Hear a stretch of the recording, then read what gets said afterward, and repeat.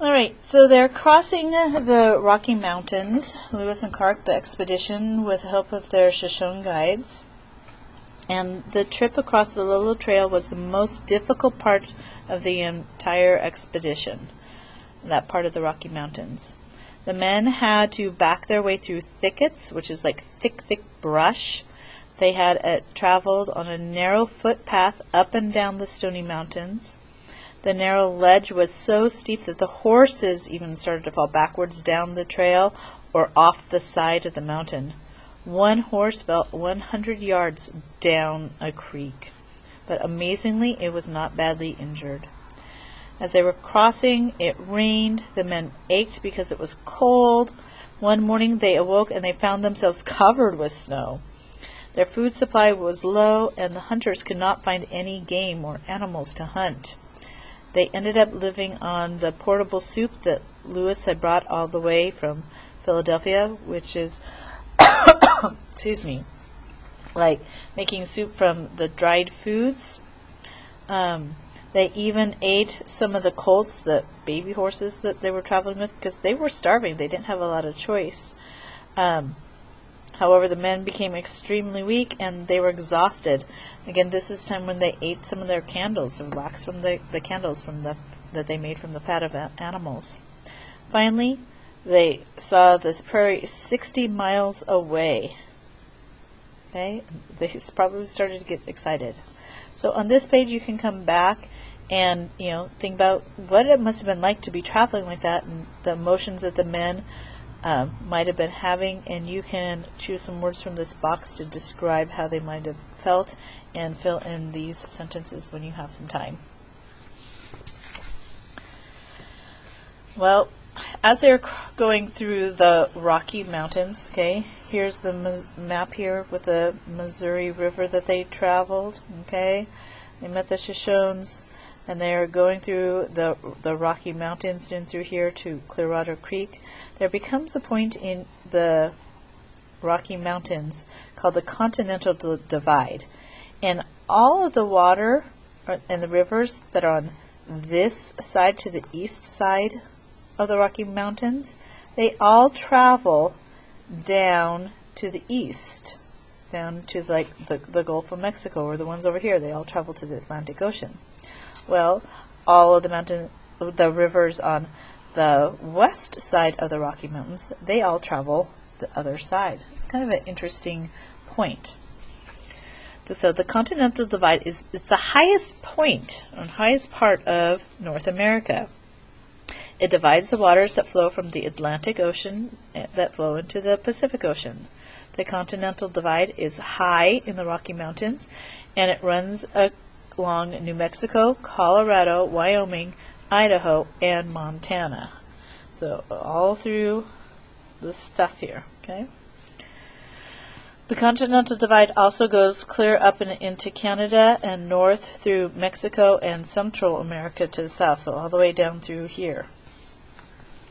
And here are some questions that you can go ahead and come back and copy down after a bit. Right now, I'd like you to go ahead and turn the page so we can learn some more about Lewis and Clark. The men had both good news and bad news kinds of things as they were traveling across the Little Trail. They crossed the Rocky Mountains and they made it to a Nez Perce village. But the men were so exhausted, which is kind of bad news, that they didn't have enough strength to carry the canoes, or to haul out or make new canoes. But they were able to make new canoes, however, because the good news is they learned the Nez Perce method of burning out the logs. Okay. After they had rested a while, the men left the village and headed to the Clearwater.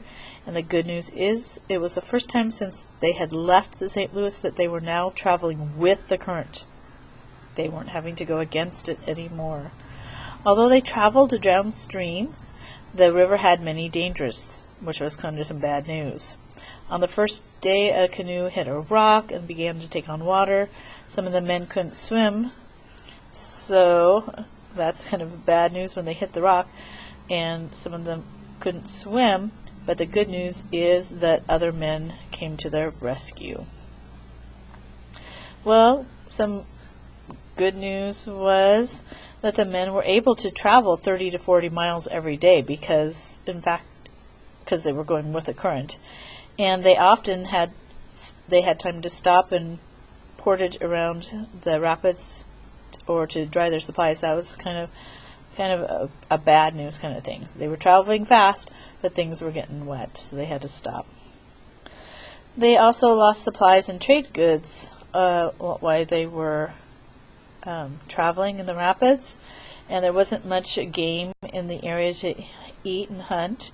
But the good news was that there was many Native American villages where the men could stop each day and buy dog meat and fish so they would have food to eat. The bad news, though, was unfortunately many of the villages were infested with fleas.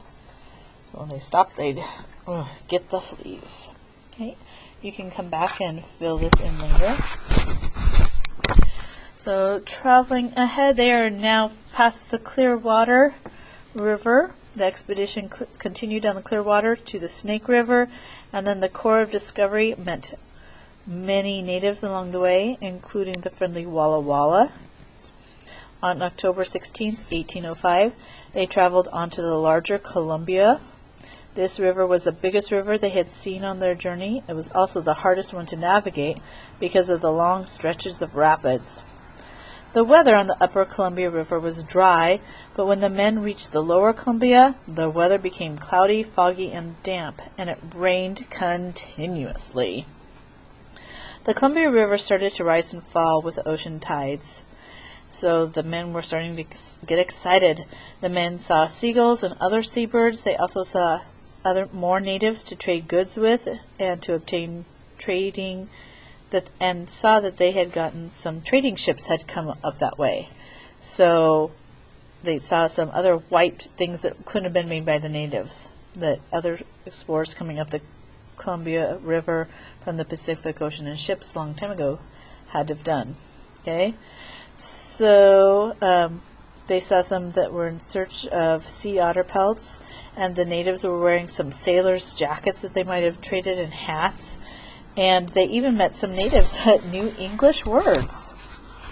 Well, on November 7th, 1805, William Clark wrote in his journal, "Ocean in view, oh the joy." In fact, it wasn't really the ocean yet. It was just the wide part of the river known as Gray's Bay, which is 20 miles from the ocean, right by Astoria, where we're going to go. By November 15th, a few days later, the men could no longer travel on the river because the waves were just getting way too high. They spent several soggy weeks camped near the mouth of the Columbia River with the ocean in view. The rain started to rot their leather clothes away and their supplies. Everything was wet. Nothing was drying because it just rained day after day after day. Lewis took some of the men ahead by land to look for signs of ships on the coast. They were kind of hoping that they could jump on a boat and go back home and not have to travel, but there weren't any. So later took the others to see the ocean. The men were so soaked by the rain that they only wanted to head back upstream and find a dry campsite where they could wait out the winter. They didn't want to sit and enjoy the ocean view. They were just tired. So you can go through here and write down trues and falses for these activities. You turn to page 48. This is an activity where you can do some more imagining if you want to on your own time. And let's review a little bit of this journey. The Corps of Discovery has now traveled along the Missouri River from Fort Mandan, which was over here in North Dakota, and they took the southern fork of the Missouri River past the Great Falls. Here's the Great Falls, to the Three Forks. They followed the westernmost fork, or they followed this, and then they named the western one the Jefferson River, because he was the president. And then they traveled north up with the help of the Shoshone, up into the Bitterroot Range of the Rocky Mountains. They traveled over the Lolo Pass, which was right in here, the Lolo Pass. Then they went on the Lolo Trail through the Rocky Mountains, and they traveled from there to the Clearwater River. They got onto the Clearwater River, over to the Snake River, and then onto the Columbia River. From there they traveled down the Columbia River to the coast, and really this is a whole lot closer to the beach than that. It's really kind of over here. But they spent the winter over there in Fort Clatsop.